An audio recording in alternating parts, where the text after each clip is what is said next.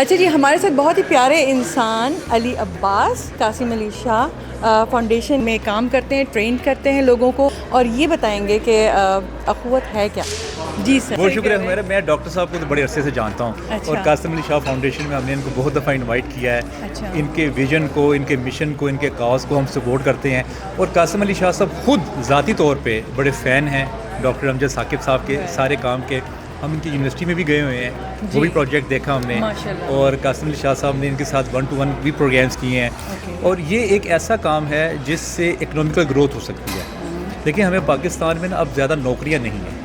بالکل. تو ہمیں کوئی ایسا کام کرنا پڑے گا جس میں انٹرپرینورشپ ڈیولپمنٹ ہو. تو قرضے کا کام ہے جس کو پاس دیکھیں آپ کو کوئی نہ کوئی پیسوں کی ضرورت پڑتی ہے جب آپ نے بزنس کرنا ہے. اور اس سے اعلیٰ ترین کام کیا ہو سکتا ہے کہ آپ وداؤٹ اینی انٹرسٹ آپ لوگوں کو سود کے بغیر آپ پرووائڈ کر رہے ہیں فائنانسز. اس فائنانسز کی وجہ سے وہ اپنا کاروبار شروع کرتے ہیں. اور سب سے اچھی بات یہ ہے کہ ڈاکٹر صاحب نے خود بتایا ہوگا 1-to-1 ملاقات میں کہ 99.9% جو ہے وہ ریشو ہے بیک کی. تو یہ ایک بڑا اچھا کاز ہے اور اس سے میرے خیال سے پاکستان کی بہت جو اکنامیکل ڈیولپمنٹ ہے وہ ہوگی. اچھا. تو یہ جو ہے آپ دیکھیں دونوں بڑے اچھے نام ہیں. ایک تو قاسم علی شاہ صاحب کا، دوسرا یہ ہے کہ ڈاکٹر امجد کا. اور ان کی آرگنائزیشن ہے. میں یہ سوچ رہی تھی کہ میں مطلب آپ تو اتنے ایکسپیرینس بندے ہیں اور آپ جو ہے نا لوگوں کو دونوں کو ڈیل کرتے ہیں، تو آپ کو تو بہت ساری چیزیں سیکھنے کو ملی. تو آپ نے کیا پایا؟ ڈاکٹر صاحب کو کیسا پایا آپ نے، امجد صاحب کو اور قاسم علی شاہ صاحب؟ دیکھیں ڈاکٹر صاحب بڑی حلیم طبیعت ہے. اور میں نے دیکھا ہے کہ جب لوگ کوئی NGO کا کام کرتے ہیں وہ اپنے بڑے بڑے بنگلے بنا لیتے ہیں.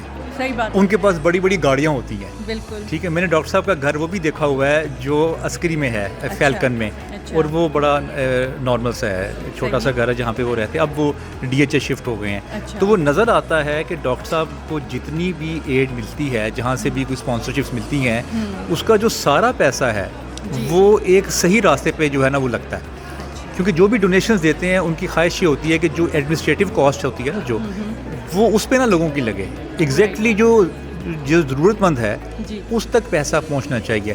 اور پھر یہ مسجد میں دیتے ہیں سارا ڈونیشن جو سسٹم ہے، سارا سسٹم ان کا وہ مسجد سے ہے. ایک تو وہ دیکھیں نا برکت پڑتی ہے، آپ وہاں پہ کام کرتے ہیں تو آپ وہاں سے.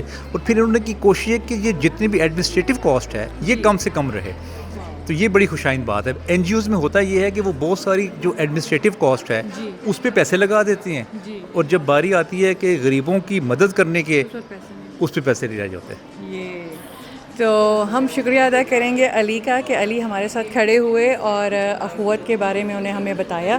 اسی طریقے سے ہم چھوٹی چھوٹی بائٹس لیتے رہیں گے لوگوں سے. اور ہم شکریہ ادا کرتے ہیں علی کا کہ آپ آئیں اچھی کاز کے لیے. اور ہمیں اپنے ہیوسٹن کے لوگوں سے بہت امید ہے، امید نہیں بلکہ مجھے یقین ہے کہ وہ اس کاز میں ضرور کھڑا ہوں گے اور لوگوں کی ہیلپ کریں گے. Thank you so much.